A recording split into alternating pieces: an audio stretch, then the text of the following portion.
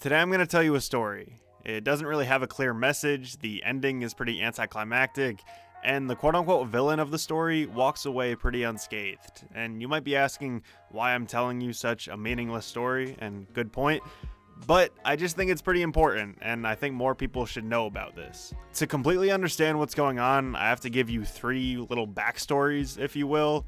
First, an abridged history of Kanye West.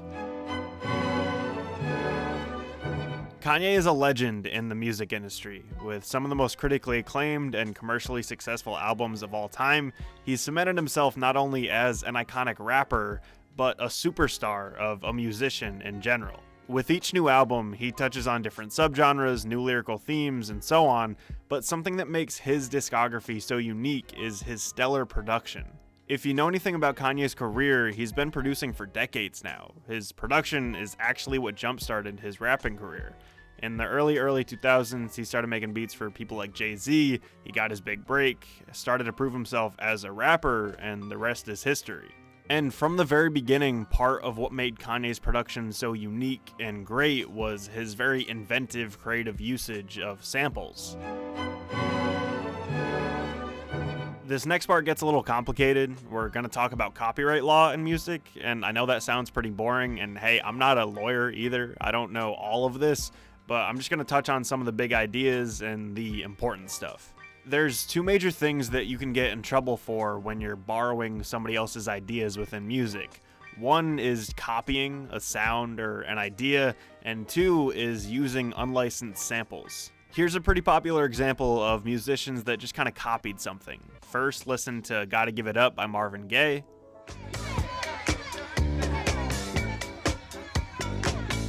And now listen to Blurred Lines by Robin Thicke.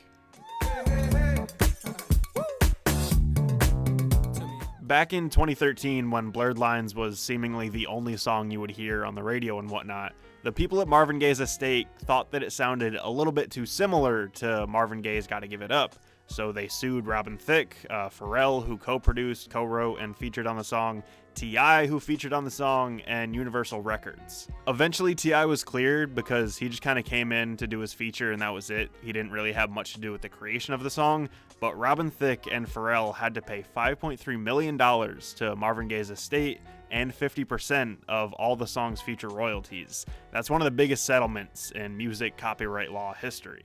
I'm kind of split with how I feel about this, because on one hand the songs do sound pretty similar, but then on the other, in defense of Robin Thicke and Pharrell, if you're drawing inspiration from something, even if it's just a little bit, and the songs sound even a little bit the same, I feel like this case sets a little bit of a dangerous precedent for people that just want to make original music, but even if it sounds a little bit like something from 50 years ago, they get sued for it, and I think that's wrong. Now let's talk about sampling, and for this we're going to use something that's even more well known, and first we're going to listen to Under Pressure by Queen and David Bowie. Now listen to Ice Ice Baby by Vanilla Ice. And now, just for laughs, let's listen to Vanilla Ice try to explain how the two things that you just heard are different from one another. Ding ding ding diggy ding ding. Ding ding ding diggy ding ding. Ding ding ding. That's the way theirs goes. Ours goes ding ding ding diggy ding ding. Ding ding ding ding diggy ding ding. That little bitty change. It's not the same. So what Mr. Ice did is that he took a sample of Under Pressure and added one more ding to it. And so just so we're on the same page, sampling is when you're literally taking part of the audio file from something that already exists. So in this case, Vanilla Ice took Under Pressure, that dun dun dun dun dun dun, and to try and make it different, he added one more ding to it. I don't know how he thought he was going to get away with people not recognizing one of the most famous classic rock songs of all time, but that's beyond me. Queen ended up getting paid for this, they settled outside of court, but the point here is that hip-hop and sampling has a very interesting history. Back in the day, it was just kind of normal for rappers and producers to blatantly steal from the creations of others and put other people's songs within their own. But now, decades have passed, and there's a pretty specific way of doing business within sampling. Obviously, payment is involved, but you have to go to two parties generally. Typically, the record company, which owns a lot of the rights to the songs, and the musician themselves because they made the composition in the first place. And a lot of the time, it falls pretty heavily on whether or not the musician wants to allow you to use their sample in the first place. Recently, with that Kanye and Drake beef on Twitter, Kanye even mentioned that he wasn't letting Drake sample one of his older songs. I mentioned before that a big part of Kanye's production style involves sampling, and so when you go back and listen to College Dropout, Late Registration, and then it's scattered throughout Kanye's career, he has a ton of beats that are focused around old, high-pitched, sped-up soul samples. So when you listen to School Spirit off of College Dropout, he needed to get clearance from Aretha Franklin's people to use Spirit in the Dark. Get in the spirit. Are we all clear on that complicated stuff? Moving on. Richard David James is one of the most influential musicians of all time. He goes by a ton of different aliases, but the most common one is Aphex Twin. I mentioned that Kanye is very creative, and I stand by that, but him and Aphex Twin are creative in very different ways. Kanye repurposes other people's music and makes it his own, and it's brilliant. It's created some of my favorite albums of all time, but Aphex Twin literally will create new sounds that you've never even heard before. There's a popular story about him that back when he was a kid, he was messing with one of the early home computers, and the computer didn't have hardware that was supposed to support audio, it wasn't supposed to make noise. But Aphex Twin, as a kid, went in there, messed with the machine code, and yielded some weird noise. A good umbrella term for what genre Aphex Twin falls into would just be electronic music. He uses these rare synthesizers, pianos, turntables, whatever. But more specifically, people usually fight about whether he's IDM or ambient. IDM stands for Intelligent Dance Music, and that's a pretty pretentious title, and Aphex Twin has often said that he hates that term. But it's just there to set the difference between rave music that you're just sort of losing your mind to and stuff that you really think about and it makes you feel things differently.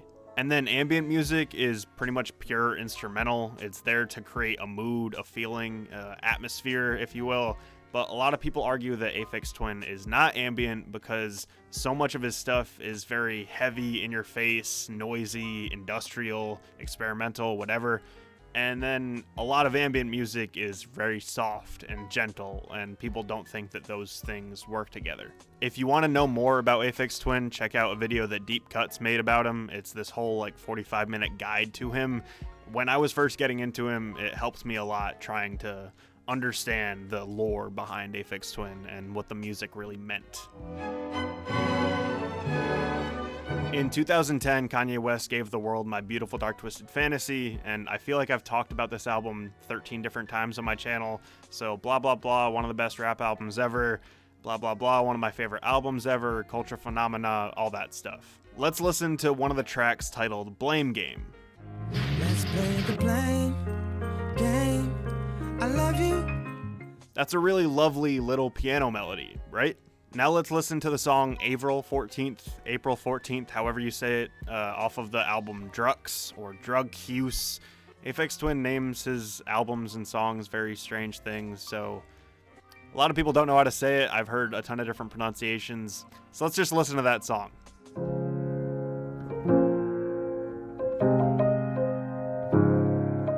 And so that is pretty interesting, right? April 14th came out 9 years before Blame Game did. And let's listen to Aphex Twin react to this in a 2014 Pitchfork interview. Is it a sample? I actually don't know what it ended up being in the end. I'm so slack. I know that he tried to fucking rip me off and claim that he'd written it, and then they tried to get away with not paying. I was really helpful, and when they first sent it to me, I was like, oh, I can redo that for you if you'd like, because they sampled it really badly and time stretched it, and there was loads of artifacts. I was like, I'll just replay it for you at the speed if you want, and they totally didn't even say hello or thanks. They just replied with, it's not yours, it's ours, and we're not even asking you anymore. Laughs. And since then, the liner notes on My Beautiful Dark Twisted Fantasy have added a section that says, contains elements of April 14 by Richard James, published by Chrysalis Music Limited, etc. So obviously something ended up working out. What exactly happened, we'll probably never know, but the story ends anticlimactically. I warned you. It's just really messed up that Kanye tried getting away with ripping somebody off, stealing his creation, claiming it as his own, and then profiting off of it. And this happens all the time. That's sort of the point of this video, I guess. Aphex Twin is an icon in his own right, has this massive following, he's still making music to this day, and Kanye tried ripping him off. And so, whether you're a SoundCloud musician with 1,000 listens, or whether you are a cultural icon, this happens all the time in the music industry.